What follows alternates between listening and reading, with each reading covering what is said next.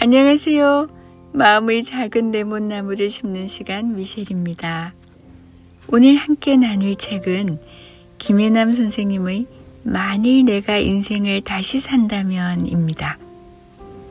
김혜남 선생님은 오랫동안 정신분석 전문의로 활동하시면서 수많은 사람들의 이야기를 들어오신 분이에요.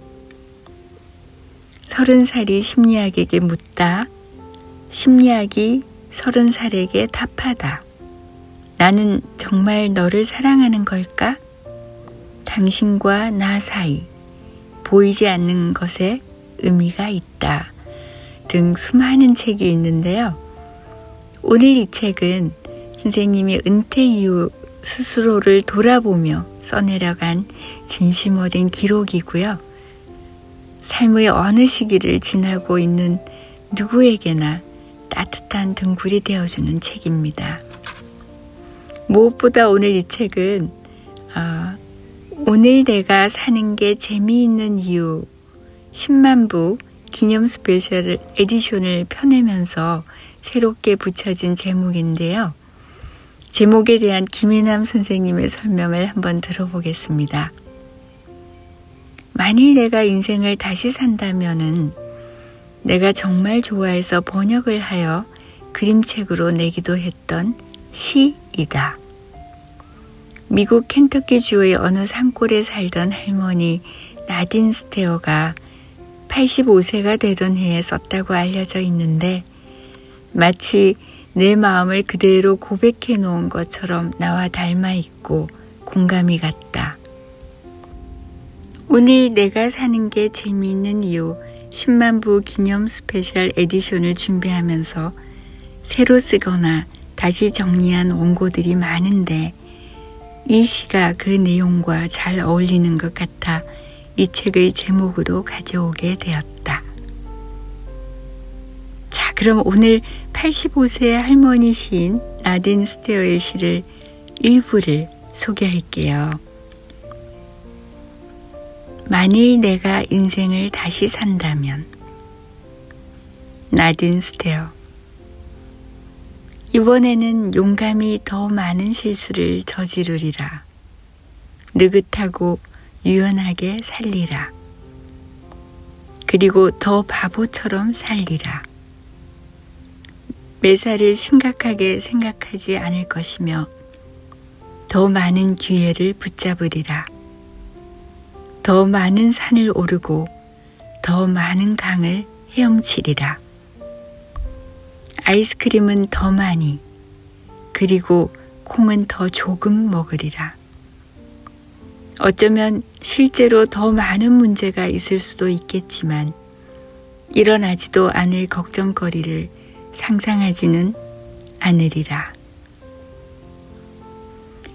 이 책의 목차를 한 줄 한 줄 읽어 내려가면 마치 지금 이 순간 바로 여기서 살아낼 수 있는 인생을 보여주는 책이라는 생각이 듭니다. 그럼 우선 목차를 읽어볼게요. 챕터 1. 30년 동안 정신분석 전문의로 일하며 깨달은 인생의 비밀. 아무리 착하게 살아도 불행이 찾아올 때가 있다. 완벽한 때는 결코 오지 않는 법이다. 딱 한 발짝만 내디뎌 볼 것. 처음은 누구나 서툴다. 하나의 문이 닫히면 또 다른 문이 열린다. 원하는 삶을 산다는 것의 진짜 의미. 지금껏 살면서 가장 후회하는 일. 해봤자 안 될 게 뻔하다는 말부터 멈출 것. 챕터 2. 환자들에게 미처 하지 못한 꼭 해주고 싶은 이야기. 어른으로 산다는 것에 대하여. 환자들이 내게 가장 많이 한 말. 과거가 현재를 지배하도록 놔두지 말 것. 사랑하는 사람을 함부로 치유하려 들지 말 것. 직장 선후배를 굳이 좋아하려 애쓰지 말 것. 내가 열등감을 가지고도 즐겁게 사는 비결. 제발 모든 것을 상처라고 말하지 말 것. 늘 혼자가 편하다고 말하는 사람들에게, 나쁜 감정을 가졌다고 자책하는 사람들에게. Chapter 3. 내가 병을 앓으면서도 유쾌하게 살 수 있는 이유. 22년간 파킨슨 병을 앓으며 깨달은 것들. 훨씬 더 행복해질 수 있는 나를 가로막은 것은 바로 나였다. 내가 그를 용서한 진짜 이유. 내 슬픔을 등에 지고 가는 친구들에 대하여.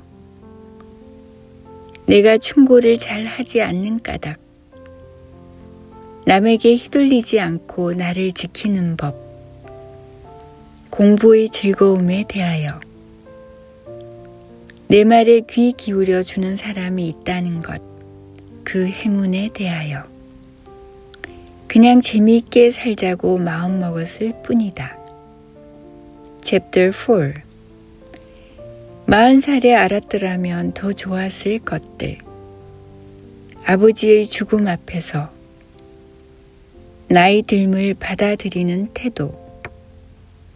아무것도 하지 않는 시간이 반드시 필요한 이유. 나는 남편을 모르고 남편은 나를 모른다는 사실. 좋은 부모가 되려고 너무 애쓰지 말 것. 때론 버티는 것이 답이다. 가까운 사람일수록 해서는 안 될 것들이 있다. 나는 참 가진 게 많은 사람이었다. 사람을 너무 믿지 마라. 그러나 끝까지 믿어야 할 것도 사람이다. Chapter 5. 만일 내가 인생을 다시 산다면 더 많은 실수를 저질러 볼 것이다. 나이 듦을 두려워하지 않을 것이다. 상처를 입더라도 더 많이 사랑하며 살 것이다. 나는 나의 길을 걷고 아이는 아이의 길을 걷게 할 것이다. 한 번쯤은 무엇에든 미쳐볼 것이다.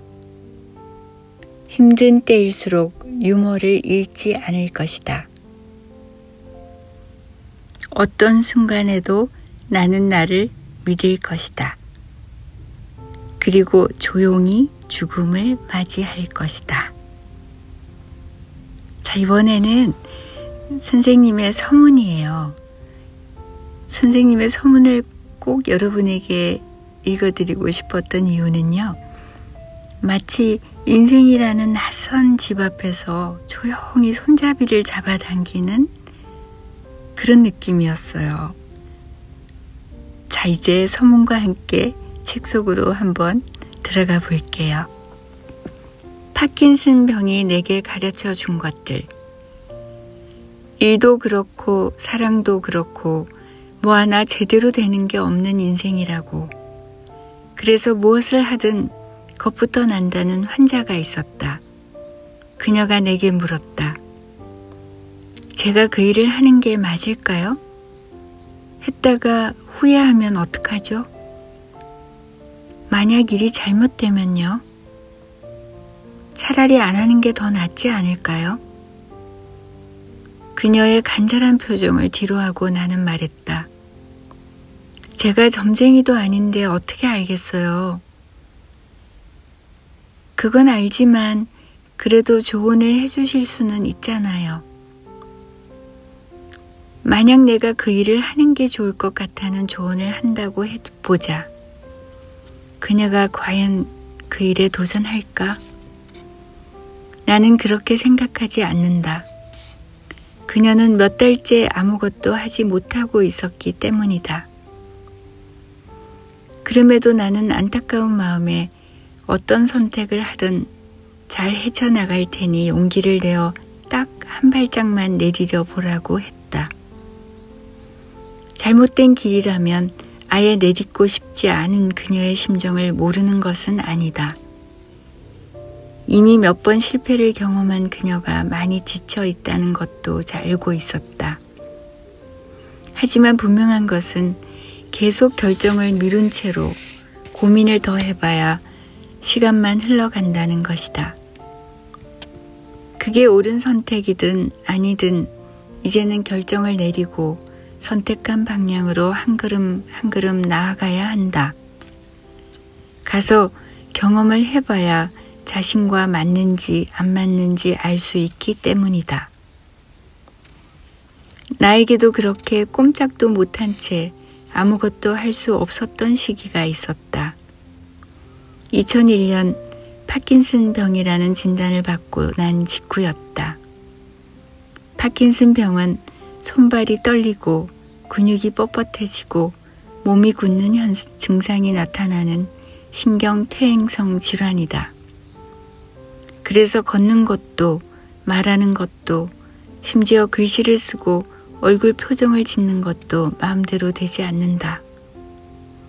누군가가 파킨슨 병을 묘사할 때 온몸을 밧줄로 꽁꽁 묶어 놓고는 움직여 보라고 하는 것이나 마찬가지라고 했는데 그 말이 꼭 맞다. 어떨 땐 한 걸음을 움직이기 위해서 옷이 땀으로 흠뻑 젖을 만큼 고생을 하기도 한다. 보통 파킨슨 병에 걸리고 15년이 지나면 사망하거나 심각한 장애가 나타난다고 알려져 있는데 아직까지 마땅한 치료법이 없다. 그저 약으로 병의 진행을 더디게 만들 수 있을 뿐이다. 한마디로 불치병이라는 소리다. 의사다 보니 파킨슨 병에 대해 잘 알고 있었지만 그 병이 나를 찾아올 줄은 짐작조차 못했다. 하필이면 꿈을 펼쳐보겠다며 개인 병원을 차린 지 1년이 채 안 되었을 때였다. 내가 뭘 그렇게 잘못했기에 이런 병에 걸린 걸까? 누구나 열심히 살겠지만 나도 누구 못지않게 열심히 살아왔다고 생각했었다. 고등학교 2학년 겨울방학 때 소울메이터 같았던 친언니를 교통사고로 잃고 몇 년을 방황했지만 결국 잘 버텨냈고 첫 아이를 응급실 환자를 돌보는 도중에 유산하고는 절망에 빠졌지만 잘 이겨내어 두 아이를 낳았으며 시부모님을 모시고 살면서 일하랴 아이 키우랴 힘든 일도 많았지만 포기하지 않고 꿋꿋하게 살아왔다. 그런데 내가 뭘 그렇게 잘못했단 말인가? 너무 억울했고 세상이 원망스러웠으며 내 인생은 끝났다고 절망했더랬다.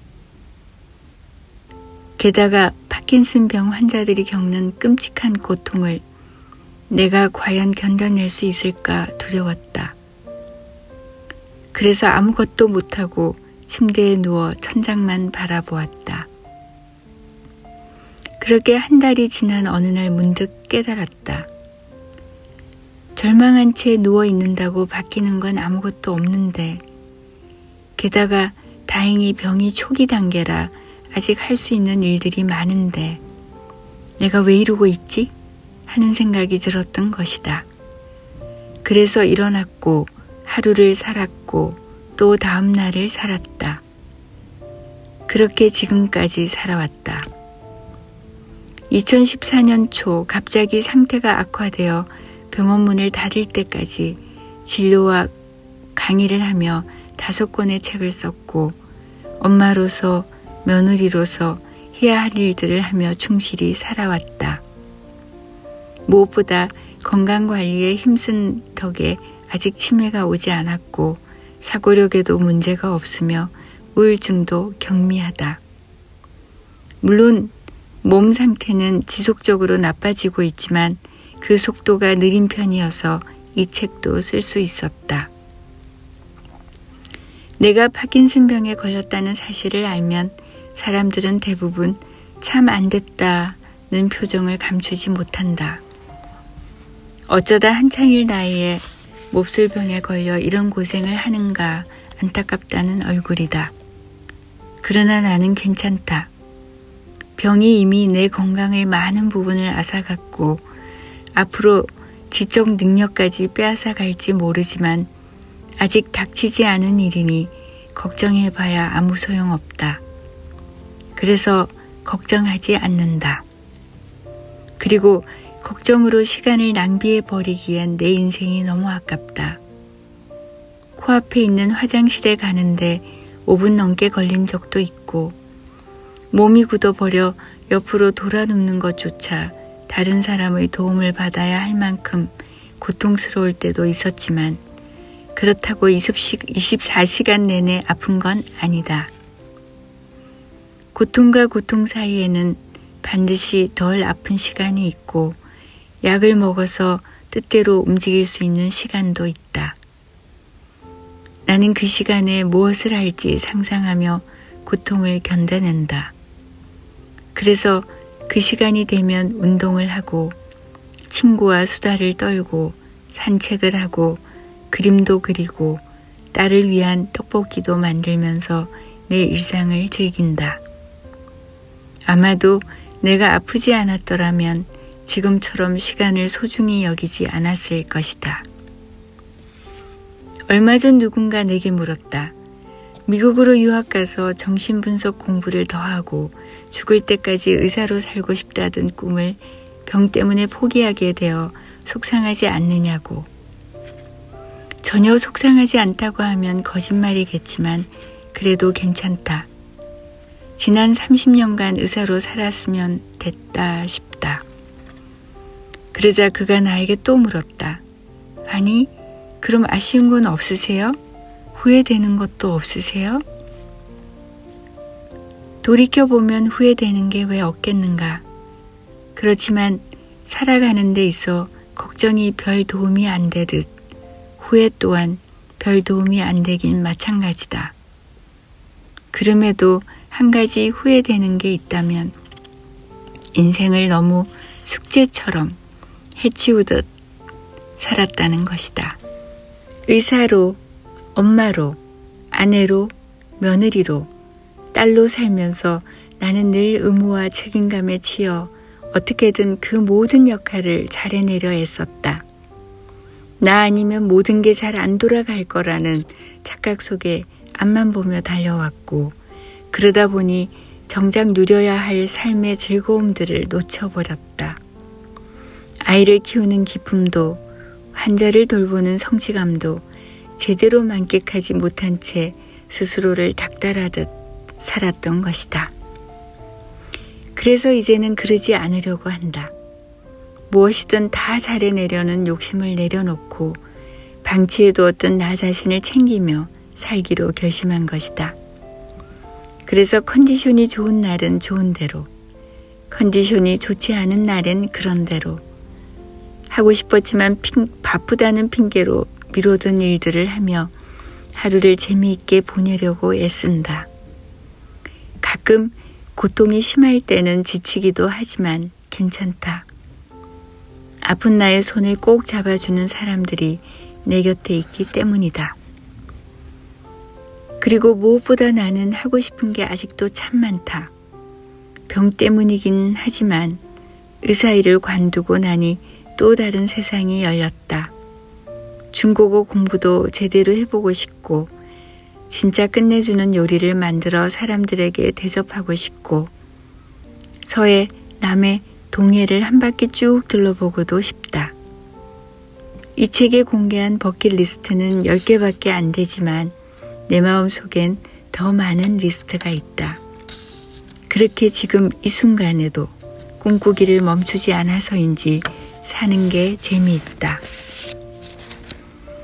앞으로 병이 다시 악화되어 책을 더 이상 쓸 수 없게 되더라도 나는 그때그때 할 수 있는 일들을 찾아 하면서 재미있게 살고 싶다. 이왕이면 다홍치 말하고 어차피 사는 거 재미있게 살다 가면 좋지 아니한가. 네, 다음은 본문 중 하나만 골라서 읽어보겠습니다. 제목은요, 어른으로 산다는 것에 대하여. 7살 난 꼬마는 빨리 자라서 어른이 되고 싶었지만 어떻게 해야 되는지 몰랐습니다. 꼬마는 엄마의 하이힐을 신어보았지만 뒤뚱거리다 그만 층계에서 넘어지고 말았습니다. 꼬마는 많이 먹으면 빨리 자랄 거라고 생각했습니다. 그러나 잔뜩 먹었더니 배만 아팠습니다. 꼬마는 엄마의 화장품을 얼굴에 바르고 액세서리로 치장도 해봤습니다. 그래도 엄마같이 되지는 않았습니다. 어느 날 할머니를 만나 물어보았습니다. 어떻게 해야 어른이 되나요? 기다려봤니? 아니요. 꼬마는 기다리고 또 기다렸습니다. 그리고 드디어 어른이 되었습니다. 그러나 어른이 된 뒤 꼬마는 다시 어린아이로 되돌아가고 싶었습니다. 왜냐하면 어릴 적에는 신나고 재미있는 일들이 훨씬 더 많았으니까요. 아이들은 빨리 자라 어른이 되고 싶어 한다. 그래서 어른처럼 있고 어른처럼 행동하며 빨리 어른이 되고 싶어 한다. 그러나 어른처럼 옷 입거나 치장하고 어른들의 행동을 아무리 흉내내도 아이는 아이일 뿐이다. 어른이 되기 위해서는 기다려야 한다. 그 기다림의 시간 동안 많은 일을 만나고 더 넓은 세상과 부딪히게 된다. 그 속에서 좌절과 실망을 경험하고 세상은 그리 만만하지 않으며 어른들이 그다지 힘이 센 것도 뭐든지 할 수 있는 사람도 아니라는 사실을 깨닫게 된다.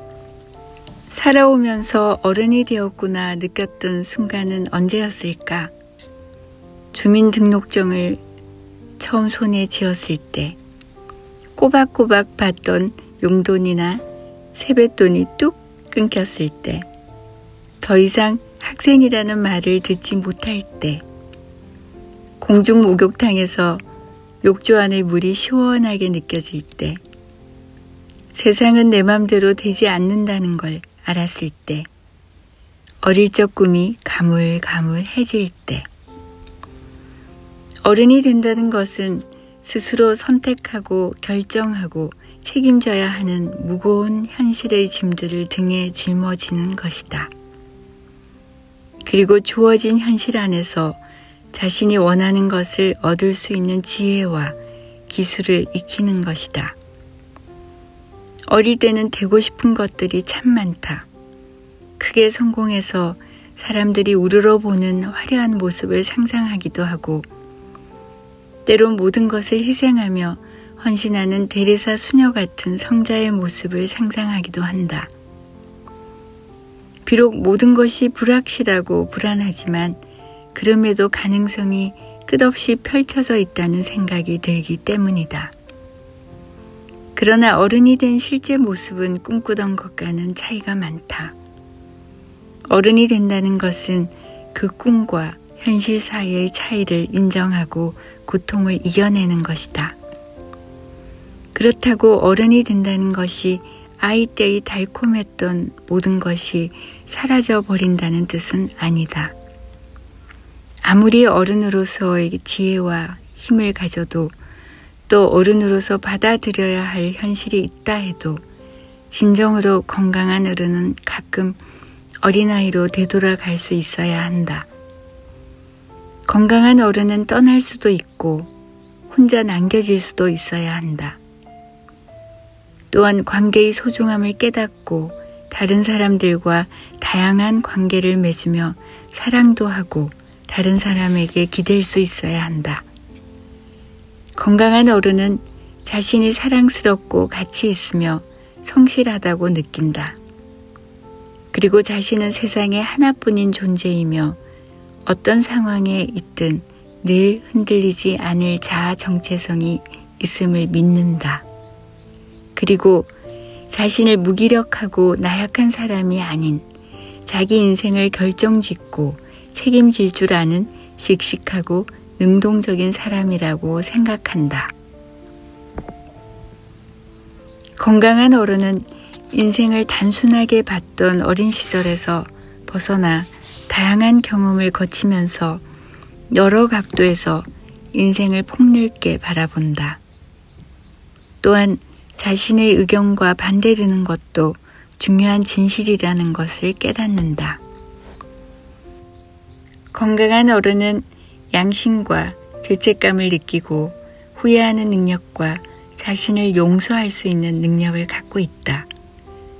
그리고 즐거움을 추구하고 즐길 수 있으며 고통에 맞서 싸워나가기도 한다. 원하는 것을 어떻게 얻을 수 있는지 배우며 이룰 수 없는 것은 과감히 포기할 줄도 안다. 건강한 어른은 잃는 것이 있으면 얻는 것 또한 있다는 사실을 안다. 잃어버림으로써 얻을 수 있고 좌절 속에서 희망을 찾아내며 불완전함 속에서 감사와 용서를 배운다. 건강한 어른은 인생이란 완벽하지 않으며 사람은 혼자가 아니라 여럿이 더불어 살아가야 한다는 사실을 받아들인다. 내가 잘났다고 혼자 살 수 있는 세상이 아니라 다양한 사람들과의 관계 안에서 서로 부딪히며 때론 승자가 되고 때론 패자가 될 수밖에 없는 복잡한 현실을 인정한다. 그리고 그 안에서 자신의 욕심을 적절히 조절하며 행복을 찾고 자신이 꿈꾸던 세상을 이루려고 노력한다. 어른이 된다는 것은 결국 세상은 내가 바라는 대로 움직인다는 어린 시절의 전지전능함을 포기해가는 과정이다. 그리고 무엇이든 가능할 것만 같았던 어린 시절의 꿈을 떠나보내는 과정이다. 또 어떤 잘못도 용서받고 어떤 나쁜 일이 일어나도 누군가 해결해 줄 것이라는 어릴 적의 기대를 포기하는 과정이다. 무엇이든 원하는 대로 이루어지는 세상, 어떠한 위험도 없이 안전하게 보호받는 세상, 어린아이의 순진무구함 그대로 즐겁게 지낼 수 있는 세상은 무조건 나를 사랑해주고 받아주는 다른 사람들을 필요로 한다. 그런데 우리 삶에서 그런 세상이 허락된 건 아주 잠깐뿐이었다. 바로 아기였을 때다. 그 시절 엄마는 내가 필요로 할 때 늘 내 곁에 있으면서 무한한 사랑을 베풀어 주었다. 그리고 그때는 내가 웃기만 해도 사람들이 행복해했고 내가 물을 엎질러도 그건 나를 위험한 상황에 있게 한 어른들의 책임이었다. 그 시절의 행복이 너무 커서일까? 사람들은 나이가 적든 많든 마음속으로 그 시절의 행복이 다시 돌아오기를 꿈꾼다. 어른으로 살면서 어린 시절을 그리워하는 이유다. 하지만 더 이상 그런 시간은 돌아오지 않는다. 그러나 어른이 되어 살다 보면 알게 된다. 내가 바라는 대로 되지 않는 세상에 적응하고 꿈과 현실 사이의 균형을 잡아가는 과정을 겪는 것이 그렇게 슬픈 것만은 아니라는 사실을, 오히려 수많은 한계 속에서 선택하고 만들어가는 내 인생이 얼마나 소중한가를 말이다. 네, 본문은 여기까지입니다. 어른다움이라는 말에 짓눌려온 우리에게 작가는 말합니다. 진짜 어른은 상처를 감추는 사람이 아니라 상처를 인정할 줄 아는 사람이다.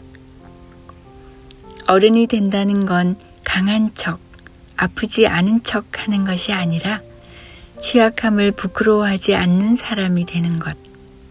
취약하지만 나는 나답게 충분하다는 것을 수용하는 사람이라는 것. 이 책이 특별한 건 반성이나 회환으로 끝나지 않기 때문입니다. 김혜남 선생님은 우리에게 지나온 삶의 조각들 위에서 다시 살아볼 수 있는 마음, 또 지금 현재를 살아내는 마음을 놓아두기를 바라는 것 같습니다. 자, 그럼 김혜남 선생님의 이야기를 다시 한번 들으며 마무리할게요.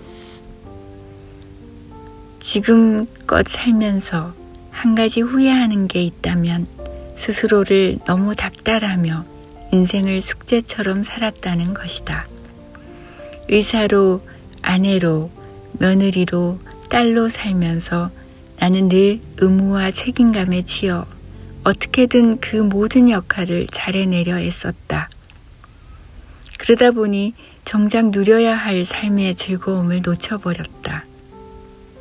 그러다 22년 전 43살에 파킨슨 병 진단을 받으며 비로소 알게 되었다. 내가 없으면 집안도 병원도 제대로 안 굴러갈 것 같았는데 아니었다. 세상은 나 없이도 너무나 멀쩡히 잘 굴러갔다. 2014년 병원 문을 닫은 이후에는 그렇게나 많은 지인들도 다 어디로 갔는지 사라지고 없었다. 그제야 나는 내 곁을 지켜주는 사람들을 다시 보게 되었고 내가 놓쳐서는 안 될 인생의 소중한 것들이 무엇인지를 돌아보게 되었다. 당신은 부디 나처럼 후회하지 않았으면 좋겠다. 스스로를 너무 닥달하지 말고 매사에 너무 심각하지 말고 너무 고민하지 말고 그냥 재밌게 살았으면 좋겠다. 네, 저희 레몬트리는 늘 여러분이 하던 일을 멈추지 않아도 마음만큼은 잠시 머물 수 있는 그런 공간이기를 바랍니다.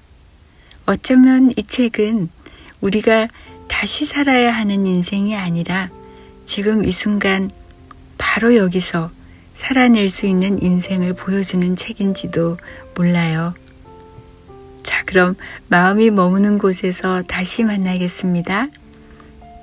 오늘도 여러분 따뜻한 하루 보내세요. 고맙습니다. 레몬트리였습니다.